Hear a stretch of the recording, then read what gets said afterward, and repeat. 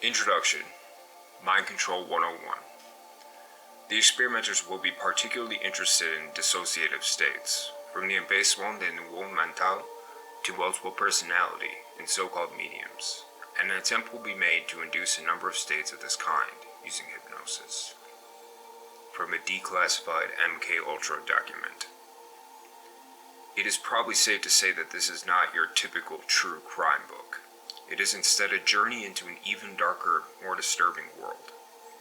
One that exists in the shadows of the world depicted in the hundreds of formulaic serial killer biographies that line the shelves of America's bookstores.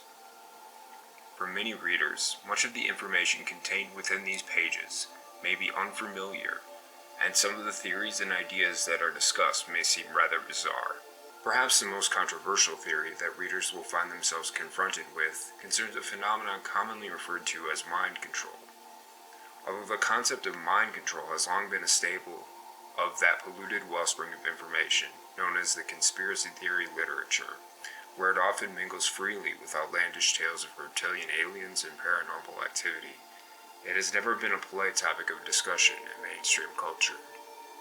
The only exposure that most people have had to the idea of mind control is through the often metaphorical and frequently absurd images that Hollywood has provided in a decades-long string of films, from The Manchurian Candidate and The Stepford Wives in the 1960s and 70s, to such recent offerings as Conspiracy Theory and Zoolander, along with remakes of both The Manchurian Candidate and The Stepford Wives.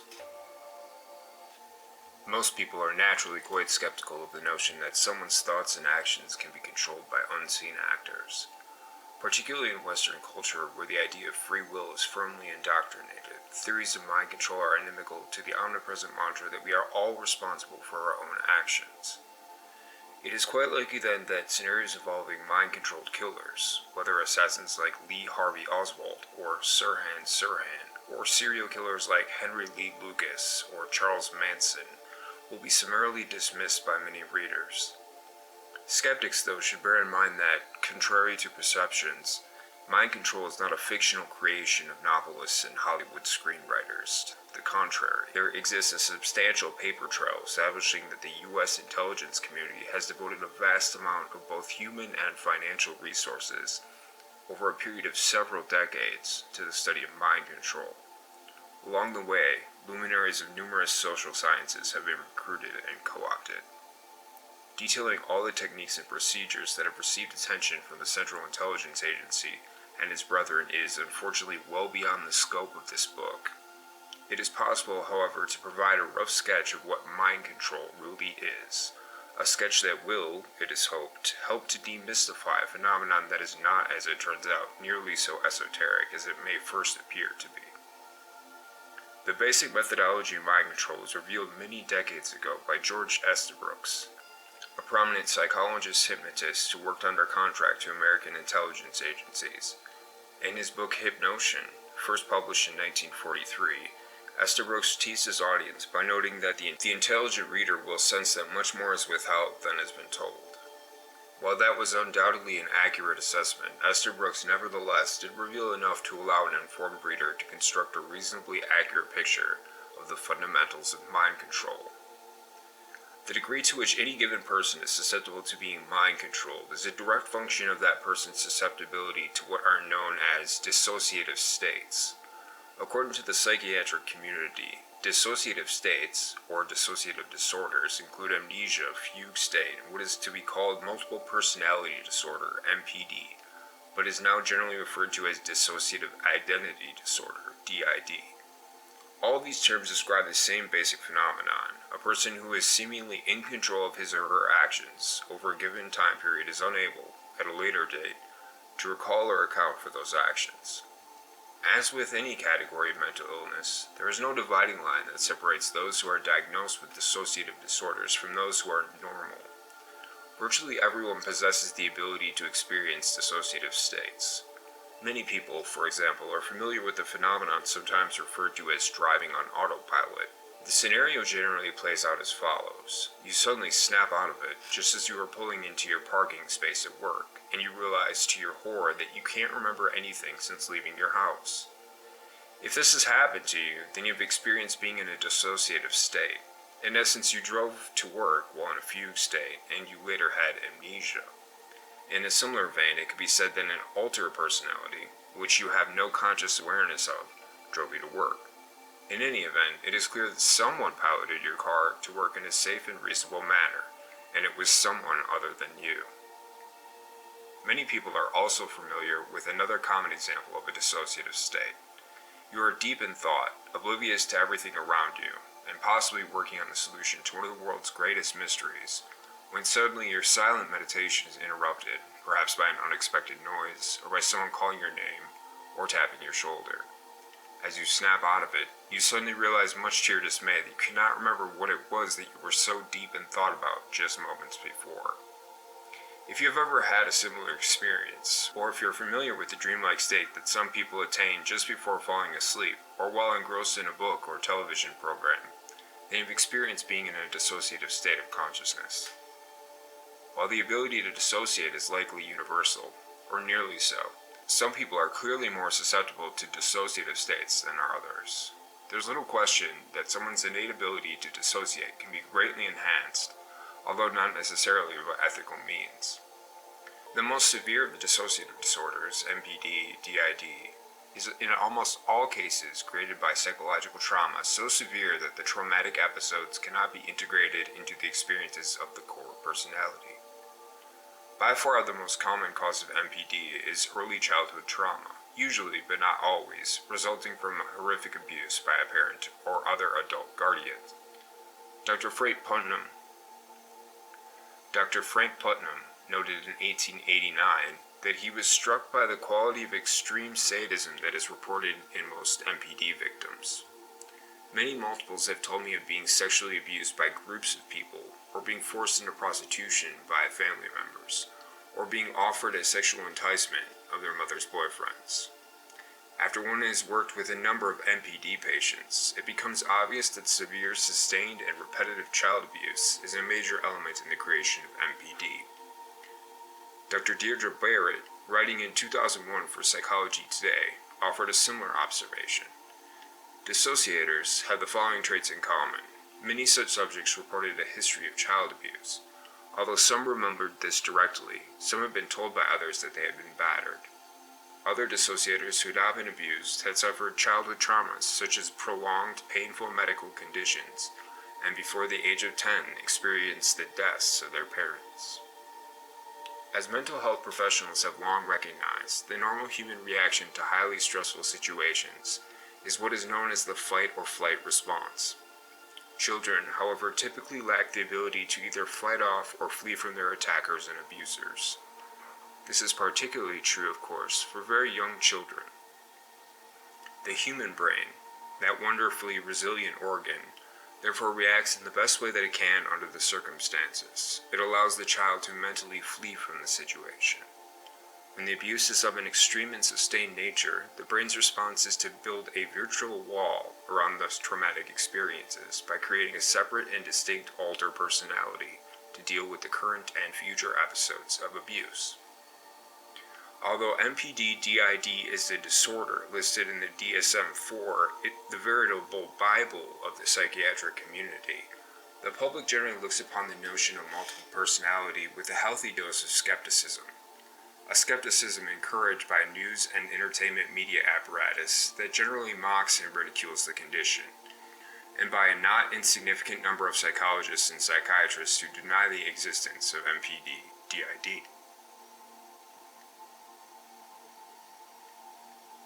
Strangely enough, many of the visible and vocal members of the denial crowd tend to be psychologists and psychiatrists who have received funding from the CIA. In November 2001, researchers in Melbourne, Australia conducted what the Herald Sun described as a world-first study of multiple personality disorder. The goal of this study was to help resolve the dispute within the mental health community.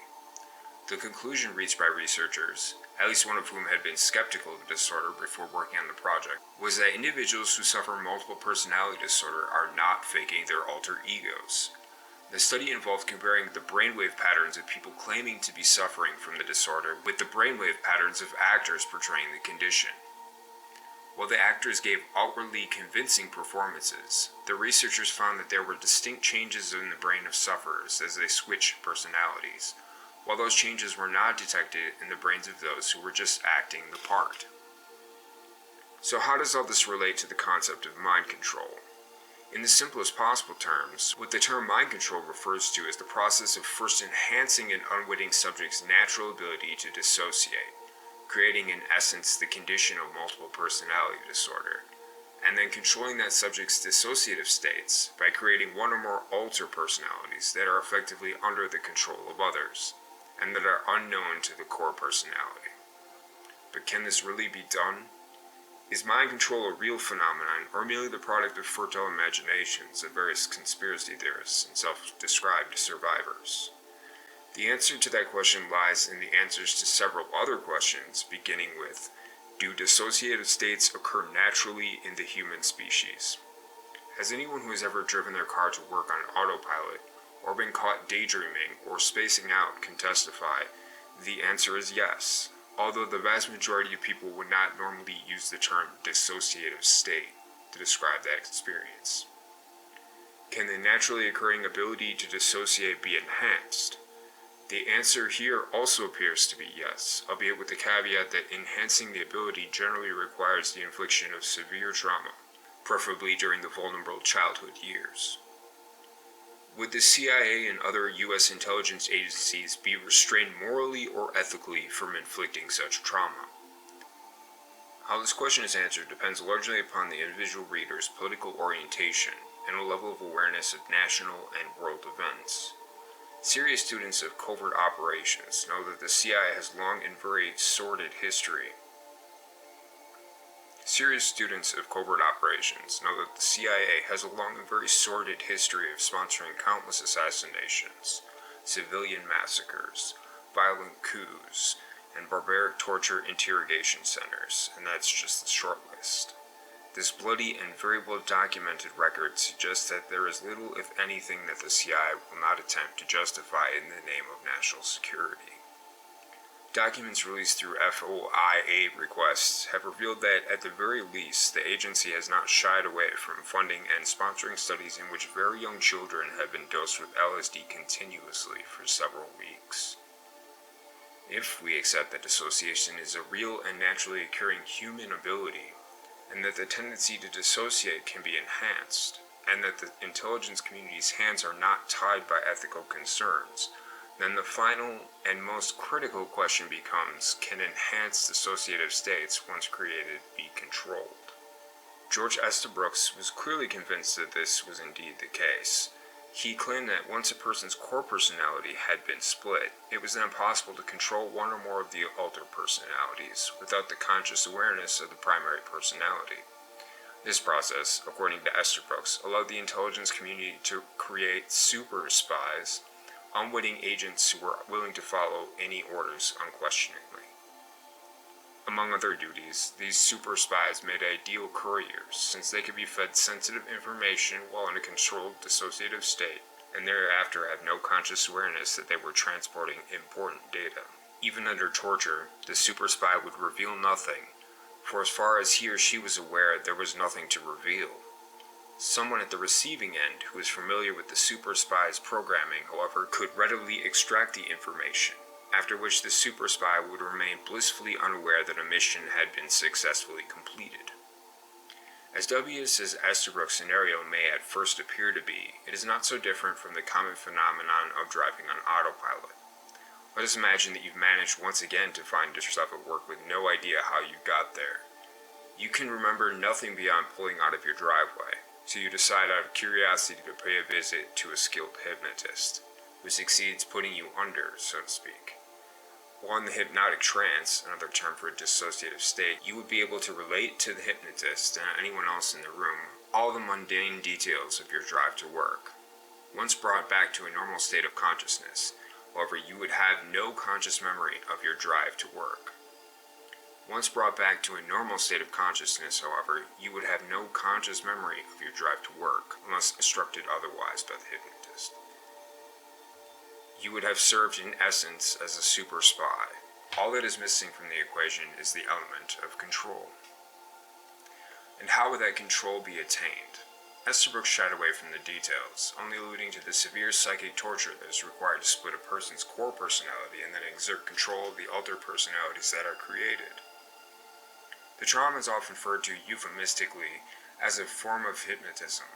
In one passage, for example, Estabrook noted that multiple personalities are caused by a form of hypnotism in the first place. We will see that emotional shock produces the exact same results as hypnotism. Later, he came a little closer to the truth. Multiple personality can be both caused and cured by hypnotism. Remember that war is a grim business. Suppose we deliberately set up that condition of multiple personality to further the ends of military intelligence. Still later, he came even closer. Everyone can be thrown into the deepest state of hypnotism by the use of what I term the Russian method. No holds barred, deliberate disintegration of the personality by psychic torture. The subject might easily be left a mental wreck, but war is a grim business. Publication of Estabrook's seminal work, another psychiatrist hypnotist by the name of Paul Verdier wrote an obscure book entitled Brainwashing and the Cults, an expose on capturing the human mind. Verdier's manuscript began on a promising note with this acknowledgement. It must be accepted that brainwashing is now being used here, in the United States, by devious persons with personal gain in mind. Unfortunately, the author followed that bold proclamation with a woefully inaccurate accounting of who those devious persons might be. He did, though, provide a reasonably good description of the process of mind control, although Verdier, like Estabrook, did not use the term mind control. By Verdier's account, the objective of the would-be brainwasher is to access those areas of the brain that are outside of the individual's conscious control. This is accomplished, the doctor explained, by circumventing the normal inhibiting response of the cerebral cortex, so that an individual's voluntary conscious self-control will be bypassed or short-circuited. In order to disable what Verdier referred to as the brain's cortical block, all of the following were recommended: alcohol, euphoric drugs, isolation, solitary confinement, and the most dramatic and unique item in the brainwashing arsenal, hypnosis. All these brainwashing techniques, significantly, have been exhaustively researched by the CIA. Verdier went on to explain that in order to achieve truly lasting states of brainwashing, or mind control, it is necessary to subject the victim to profound and deep emotional states. The recommended emotional states are fear, shock, and anxiety, all of which have an intense disinhibitive effect on the human brain. Even more effective is pain. According to the eminent neurologist Dr. Wilder Penfield, sensations of pain from the muscular sensory system enter the subcortical brain regions directly. With the passage seemingly lifted from Estabrook's writings, Verdier left no doubt that pain and fear are the most useful items in the MK Ultra toolbox. Russian political scientists do support the belief that given enough punishment, all the people in any time or place are susceptible to hypnotic control. Verdier echoed other of Estabrook's beliefs as well, including the idea that brainwashing could and should be widely utilized for benevolent purposes, and the notion that children are ideal candidates for mind control programming. Brainwashing can be slow, insidious, and sure when applied to children early in life. It is likely that there is a short period of time following corporal punishment when the child is in a state of decortication, hypnosis, so to speak. This is the ideal time to plant the positive instructions for better behavior in the future. What the good doctor considered corporal punishment and positive instructions was left to the reader's imagination. The vulnerability of children to dissociative states brought on by traumatic abuse is one of the reasons that the CIA and other intelligence agencies have played key roles in the creation of relatively mainstream satanic groups, as well as denying the existence of underground satanic cults engaged in violent criminal enterprises. Some of the available evidence suggests that an array of satanic groups have served as an intelligence agency front for mind control operations, which actually makes perfect sense, considering that if the goal is to severely traumatize children, then surely nothing compares to the seemingly outlandish stories told by those who have survived what has been dubbed satanic ritual abuse, SRA. Verdier took note in his book of the fact that one of the most pronounced emotional experiences that a human being can undergo is having his or her life threatened. Threats of death are used as a basic tool by brainwashing communists. Even among them, however, this threat is used sparingly, for they know that humans quickly adapt to this type of threat, especially if it is repeatedly given but never carried out. In order to avoid this routinization of stressful emotional situations, they have been known to casually execute prisoners for the apparent effect it has on others. The actions that were predictably attributed to brainwashing communists precisely mirror the stories that have been told repeatedly by self-described survivors of ritual abuse. These victims speak of receiving frequent death threats directed against both themselves and their family members. There's been a tremendous amount of energy expended to discredit all such stories. At the forefront of the movements to deny the validity of the stories told by countless survivors is the False Memory Syndrome Foundation, a group led by a truly vile coalition of CIA-funded psychiatrists and accused, in some cases convicted, pedophiles. Also playing a key role in the movement are Paul and Shirley Eberle, the authors of a purportedly authoritative book entitled The Politics of Child Abuse. Eberle's book attempts to lay the blame for virtually all child abuse accusations and prosecutions on overzealous prosecutors, therapists, and parents. That argument might be a little more credible, however, if the Eberles themselves were not known to Los Angeles police as distributors of child pornography, a fact that media outlets conveniently and rather consistently ignore while touting the Eberles as authorities in the field of child abuse. Contrary to conventional wisdom, claims of ritual abuse are certainly not a modern phenomenon. Such claims have actually been around for quite some time, and they were given legitimacy by no less an historical figure than Sigmund Freud. Freud recognized that ritual abuse was likely the primary cause of the psychological problems that he observed in his female patients. Author Kevin Mayer noted that Freud had commented on the marked similarity between what his patients told him and the accounts of the witchcraft confessions of the 16th century. In a letter to a colleague, written January 1897, Freud pondered, "But why did the devil who took possession of the poor things invariably abuse them sexually and in a loathsome manner? Why are their confessions under torture so like the communications made by my patients in psychological treatment?"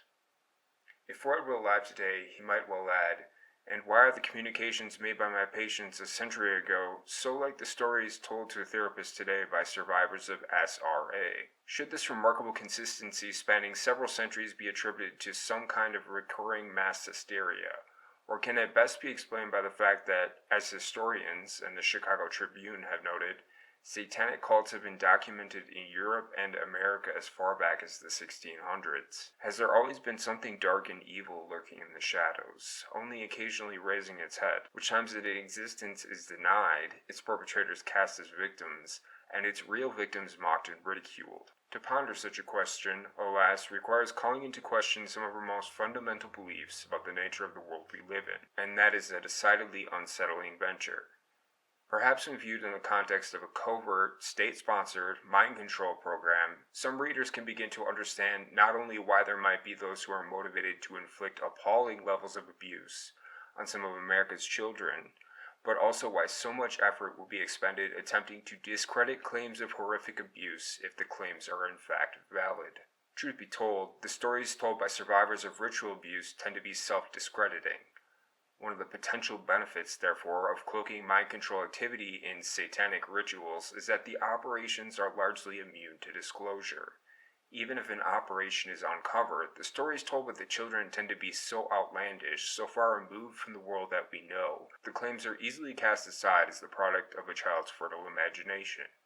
In May 2000, a report commissioned by the United Kingdom's Department of Health concluded that satanic ritual abuse was not, as an earlier report ordered by the conservative government found in 1994, a myth. The Independent noted, in anticipation of the report's release, that a specially commissioned government report will this week conclude that satanic abuse does take place in Britain. It will say that its victims have suffered actual abuse and are not suffering from false memory syndrome.